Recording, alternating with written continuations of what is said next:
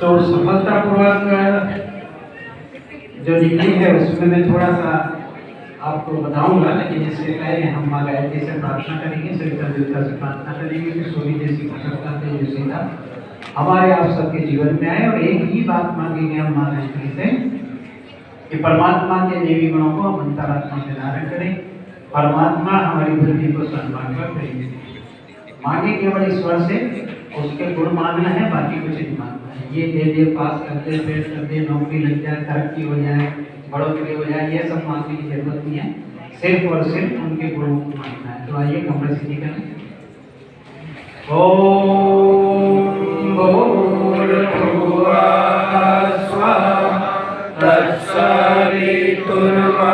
तत्सवितुर्वरेण्यं भर्गो देवस्य धीमहि धियो यो नः प्रचोदयात्। सभी हमारे गुजरात सहायक परिजन, राष्ट्रीय राजधानी क्षेत्र से हमारे आए हुए परिजन, और एक विशेष अवसर और एक विशेष उद्देश्य के लिए हम आप सब यहाँ पर एकत्रित हुए हैं। परम पूज्य गुरुदेव के वे विचार, वे ऋषि सूत्र जो आदरणीय डॉक्टर चिन्मय जी भैया ने आप सभी को आज बहुत ही विस्तृत रूप से, सार्वजनिक रूप से क्या करना है, किस तरह से, किस उद्देश्य को लेकर यात्रा करना है, किस तरह से किया जाना है और किन किन बातों का उसमें समावेश करना है, बहुत अच्छे से उन्होंने बताया। साथ ही हमारे डॉक्टर विनय जी और हमारे मुकेश जी ने भी एनसीआर की, और विनय जी ने गुजरात के अंदर किस तरह से यात्रा का कार्य होगा, किस तरह से जिले, तहसील या विकास खंड कहें, ग्राम पंचायत कहें, गाँव कहें, और इसमें छोटी इकाई जो मानी गई है वो एक गाँव है। अभी तक हम जिले तक जाते थे, राज्य की बात करते थे, राज्य से जिले की बात करते थे, प्रखंड तक गए या तहसील या विकास खंड तक गए, लेकिन इसमें हमें प्रत्येक जिले के प्रत्येक गांव तक इस यात्रा के माध्यम से परम पूज्य गुरुदेव के ऋषि सूत्रों को पहुंचाना है। ये उद्देश्य है और हमारा लक्ष्य है 2026 मातृशक्ति श्रद्धांजलि वर्ष जो होना है, और अखंड देव की भी शताब्दी वर्ष, दोनों का एक संयोग है। तो जैसा कि प्रारंभ में मैं थोड़ा सा यहाँ बता दूँ कि मध्य प्रदेश में 27 जनवरी से ये यात्रा प्रारंभ हुई, और कल तक की जानकारी जो है उसमें ऐसा है कि हमारे यहाँ पूरे मध्य प्रदेश में केवल एक जोन है और 11 उप जोन है, 54 जिले हैं, और इन 54 जिले में अभी तक 291 तहसील के अंदर 181 कुल रथ चल रहे, अभी चल रहे। 8,520 ग्राम पंचायतों तक, ग्रामों तक वो जा चुके हैं, और 4,66,846 परिजनों की उपस्थिति इस कार्यक्रम में रही है। और 373 स्थान ऐसे हैं जहां परम पूज्य गुरुदेव के चरण पड़े थे, उन स्थानों को भी इस यात्रा ने सम्मिलित किया है, मतलब ये यात्रा में पहुंची है।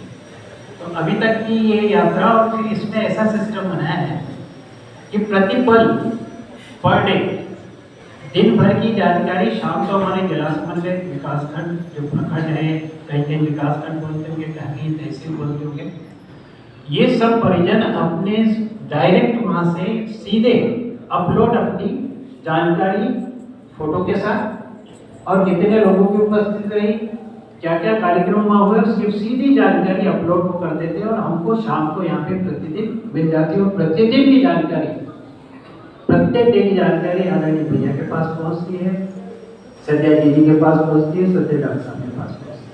ये एक सिस्टम ऐसा बना दिया है कि आप वहां से करेंगे, हम एग्जैक्ट जानकारी पूरे उपजोनवार, तहसीलवार, ग्रामवार, कहाँ कहाँ कौन से कार्य हुए हैं उसकी जानकारी अपडेट पहुंचती है। तो ये तो एक कार्यक्रम की जानकारी मैंने आप सबको दी। अब इस कार्यक्रम को सफल बनाने के लिए, जैसा कि आप सब एक ये वर्कशॉप, ध्यान दो, कार्यशाला, प्रशिक्षण जो भी करें, उसके अंतर्गत सबसे पहली शर्त ये है कि इस कार्यक्रम में जो आप सब आए हैं जिले से, सुदूर अंचल से, तो कहीं न कहीं इस उद्देश्य की पूर्ति के लिए कि हम क्या करेंगे, क्या करना है, इस बात की जानकारी अच्छे से यहाँ से ले लेना। तो मैं आप सब जितने बैठे हैं, अभी कुछ सदस्य हमारे चले गए, लेकिन जो बैठे हैं उनसे मैं जानना चाहूँगा कि आप में से कितने ऐसे सदस्य हैं जो ये यात्रा प्रारंभ होगी उससे लेकर यात्रा समाप्ति तक अपना समय दान करें।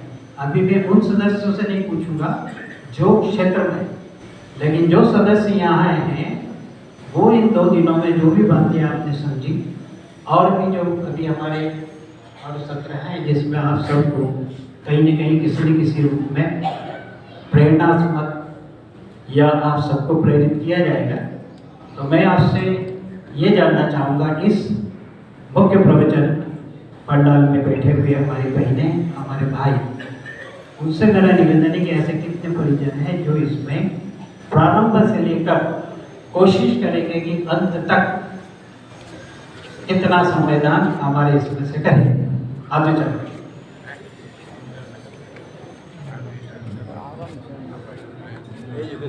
तो जिनने हाथ ऊंचा किया उनके लिए जोरदार ताली बजाने। देखिए, सफलता किसी भी कार्यक्रम की तब होगी जब हम सब मिलकर संयुक्त रूप से हमारे अपने घर, परिवार, सामाजिक, व्यवसाय, नौकरी, इन सबके उत्तरदायित्व के साथ प्राथमिकता क्रम में मिशन को मिले। अभी हमारे सभी दायित्व जो आपके हैं वो तो आप करें, क्योंकि गुरुदेव ने ये कहा कि पहला दायित्व आपका, आपके परिवार का, फिर हम समाज के लिए समय निकालें और इस उद्देश्य के लिए भी आपको पूर्ण मनोयोग से, लगन, निष्ठा, समर्पित भावना से समय निकालने की आवश्यकता है। और आप ही नहीं, आप अन्यों को भी प्रेरित करें ताकि ये कार्यक्रम आने वाले समय में सफलतापूर्वक संपन्न हो। वो तब होगा जब हम अपने प्रायोरिटी क्रम में, प्राथमिकता क्रम में इस कार्यक्रम को ले आए। कई बार होता ना कि आप चले जाओ, आप चले जाओ, अभी मुझे समय नहीं है। समय आप छोड़िए। अब मैं आपसे जानना चाहता हूँ कि यहाँ पर जो बैठे हैं 60 साल के ऊपर के कितने लोग बैठे हैं? 60 ईयर्स। अब घर में आपकी क्या जिम्मेदारी बची?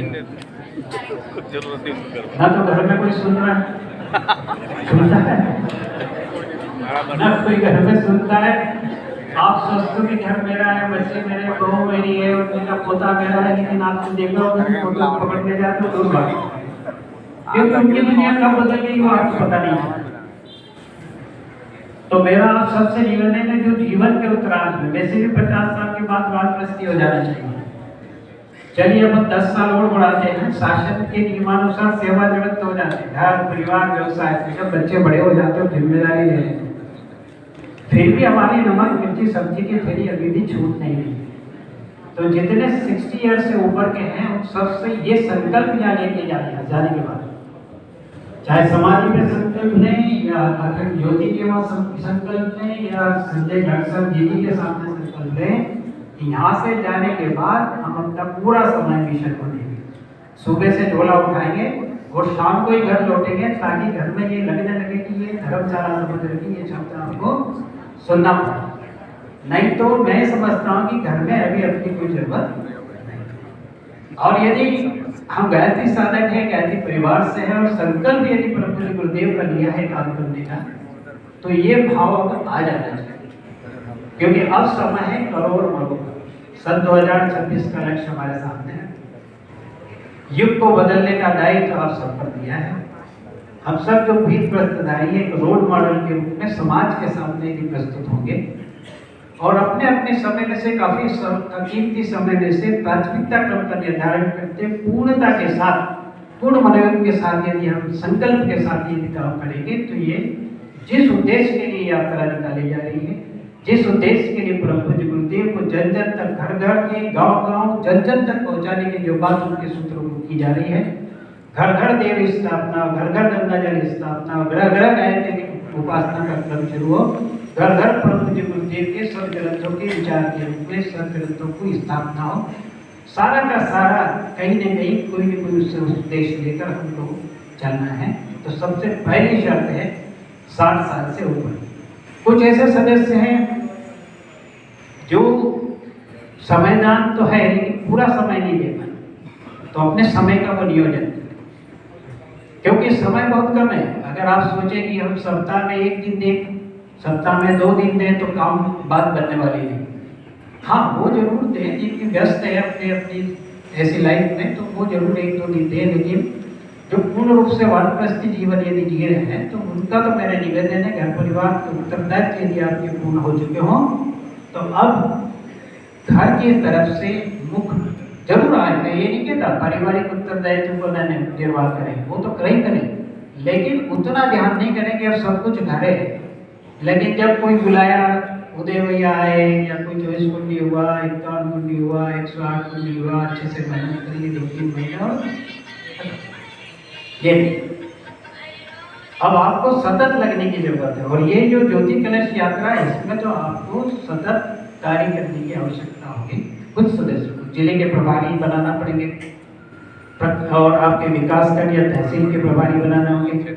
वहाँ की टीम को आपको खड़ी करना पड़ेगी। और एक बात और ध्यान रखिए, जैसा कि मैं अभी बैठे बैठे सोच रहा था कि गुजरात जोन का अगर देखें एक मोटे तौर पे, एक जोन है 12 उद्योग, 33 जिले है ना ऐसे, और 350 प्रज्ञा संस्थान का विवरण अभी हमारे डॉक्टर विरल भैया ने दिया। मैं बैठे बैठे गणित लगा रहा था, क्योंकि संख्यात्मक में बहुत कम आए, लेकिन अगर देखें तो हमारे परिचित बहुत है। अगर एक युग को एक उपजोन है तो मैं एक ले लूँ, 12 उपजोन है, अगर उसमें 5-5 सदस्य भी अगर हैं, हर एक उपजोन समन्वय के साथ 5 आदमी तो किसी न किसी रूप में जुड़े होंगे ना। अगर उनको ले लें तो 60 व्यक्ति, 33 जिले हैं, अगर 33 जिले में 15 कार्यकर्ता भी अगर जुड़े सक्रिय, जो एकदम समय देने के लिए तैयार है, जब चाहो तब बुला लो तो वो आ जाएंगे। अगर इनकी गणना करें तो 495 होते हैं। 350 प्रज्ञा संस्था ने 5 ट्रस्टी अगर 350 पे मान लें, जो मिशन का काम किसी न किसी रूप में कर रहे हैं, ये होते हैं 1750। और अगर यहाँ पर प्रबंधन समितियां अगर बनी हो तो एक एक शक्तिपीठ पे कम से कम 20 व्यक्ति तो सक्रिय माना जा सकता है।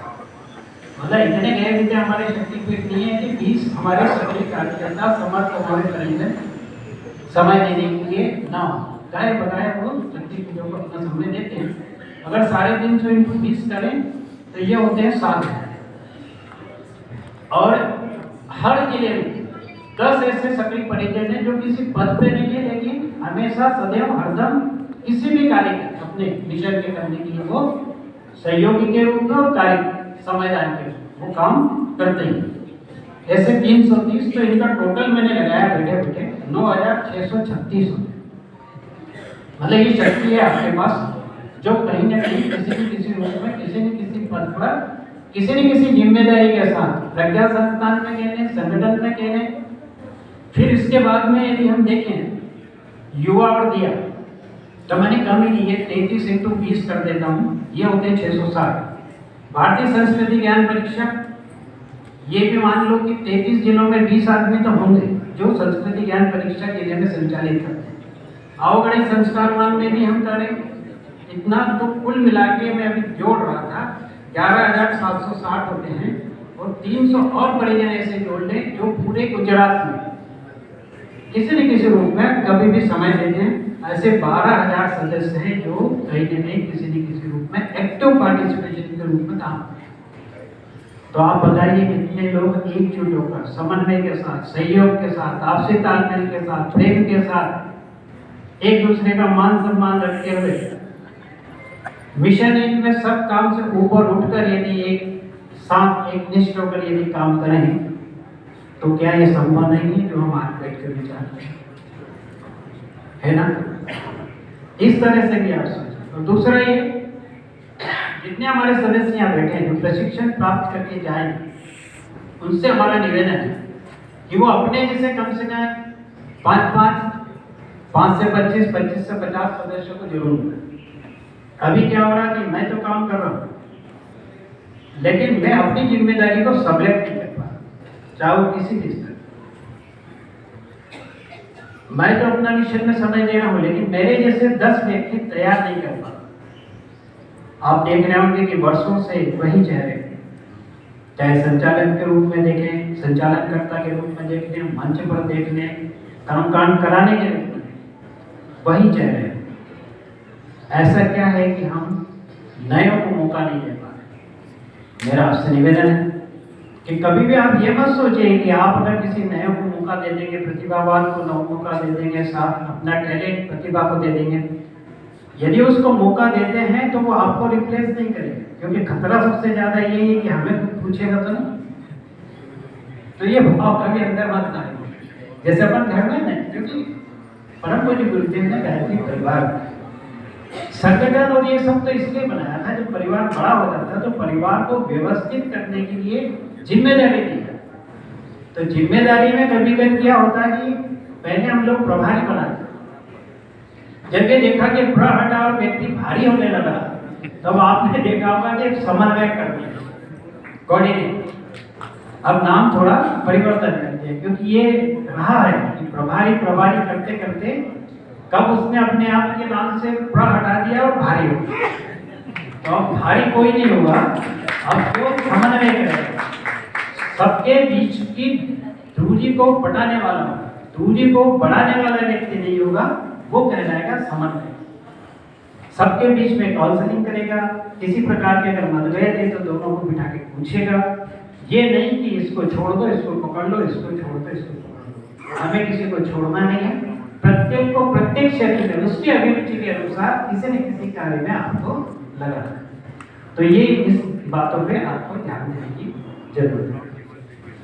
अब करना क्या है, ये सारी की सारी बातें आप सबको इस कार्यक्रम के माध्यम से बहुत अच्छे से विरल भैया ने स्लाइड में बताया। और आदरणीय हमारे जिम्मे भैया ने भी जो बसंत पर्व पे अपने उद्बोधन में बहुत स्पष्ट रूप से इस कार्यक्रम को परिभाषित किया, और उनके भी कुछ अंश उन्होंने लिपि पत्र किया है, वो सब आप जब जाएंगे जाने के पहले वो पुस्तक भी आपको मिल जाएगा। अब ये जो कलश, अब जो भी काम हम करें आने वाले समय, आपने देखा होगा हमारे क्षेत्र में 24, 108 ये सब कार्यक्रम होते हैं। अब इस कार्यक्रम के सफल होने के बाद जो अनुयाद का क्रम हम शायद नहीं, ये जो कार्यक्रम होगा इस माध्यम से आपको परिणाम मूलक इस संपूर्ण यात्रा के रिजल्ट क्या है ये पूछना है। केवल कलश यात्रा शक्ति कलश यात्रा निकल गई, हमारे रथ निकल गए, लोग आए, पूजन हो गया, इससे काम नहीं बना।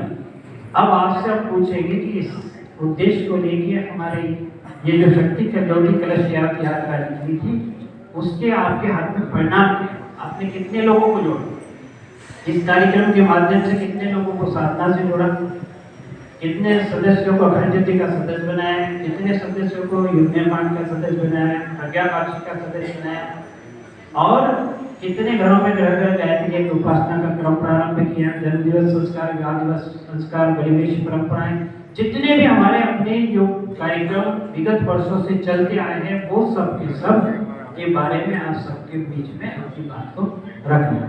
परम पूज्य गुरुदेव के जो विचार हैं, और परम पूज्य गुरुदेव क्या थे, जैसे कहते हैं ना देवदूत आए और पहचान नहीं पाए, उनके जीवन वृत्तांत के बारे में कि परम पूज्य गुरुदेव युग को बदलना चाहते थे, जैसा कि उनके अपने दादा गुरु ने माध्यम बनाया, कि किसी प्रकार से आप हम सबको भी परम पूज्य गुरुदेव ने माध्यम बनाया, तो उस माध्यम यदि हम बने हैं तो उस भूमिका के साथ हम न्याय कर पा रहे कि नहीं कर पा रहे, ये भी हमें प्रतिदिन आत्मविश्लेषण करने की जरूरत है। और जो सूत्र आपको परम पूज्य गुरुदेव दे के गए थे, हम बदलेंगे,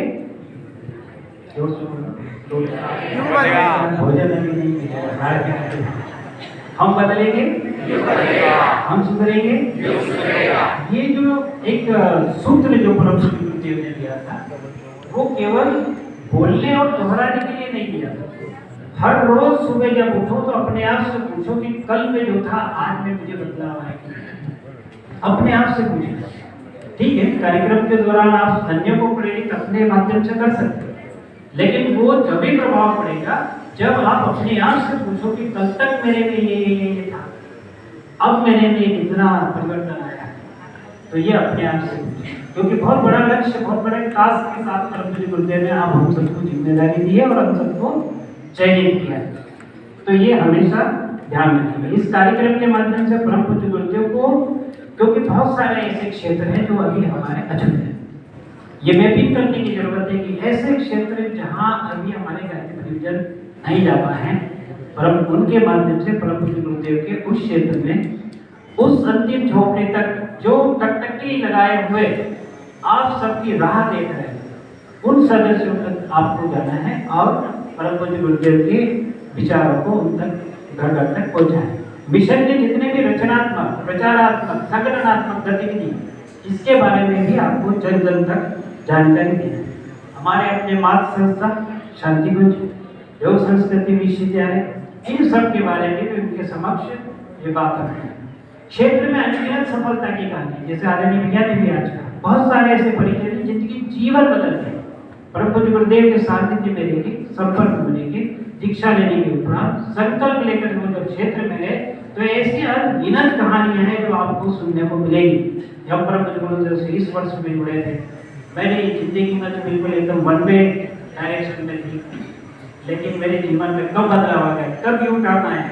ऐसे लोगों को भी आप सूचीबद्ध करिए जिनके जीवन को गायत्री साधना के माध्यम से परम पूज्य गुरुदेव के संपर्क में आने के बाद जिन्होंने अपनी जीवन की दिशा को बदल दिया। ऐसे बहुत सारे परिजन आपको मिले। प्रेरक दृष्टांत और हृदय स्पर्शी संस्मरण भी आपको सुना है।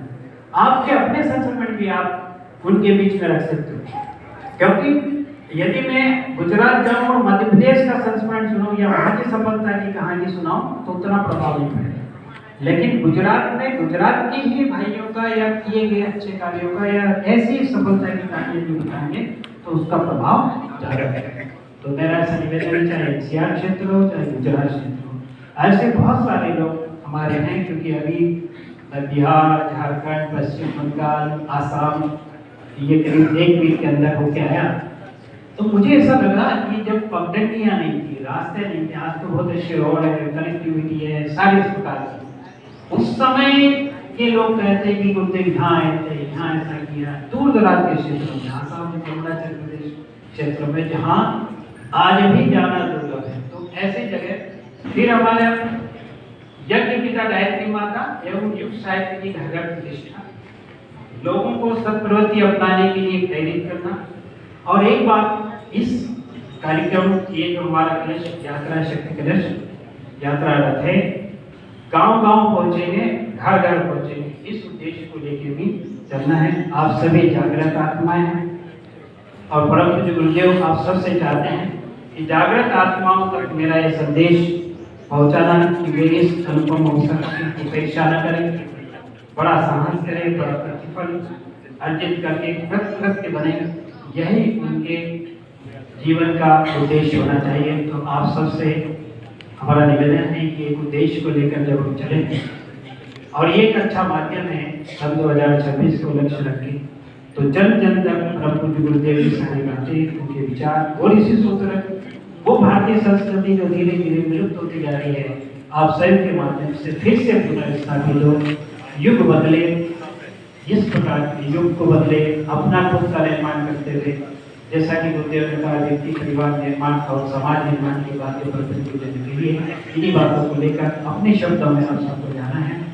समय की घड़ी भी मुझे बातें कर रही है, आप सब भी बहुत देर से बैठे हैं, करने को बहुत कुछ होता है, आप सब जानते हैं, बस करने के लिए उठ खड़े और अपने सारी जो भी कार्य आप कर रहे हैं वर्तमान में, उसमें एक प्राथमिकता क्रम में गायत्री मिशन जो आपने संकल्प लिया है गुरुदेव के काम को करने का, बस उसकी प्रायोरिटी को जो अभी थोड़ा नीचे है उसको थोड़ा ऊपर, और एक दूसरे को सहयोग करें।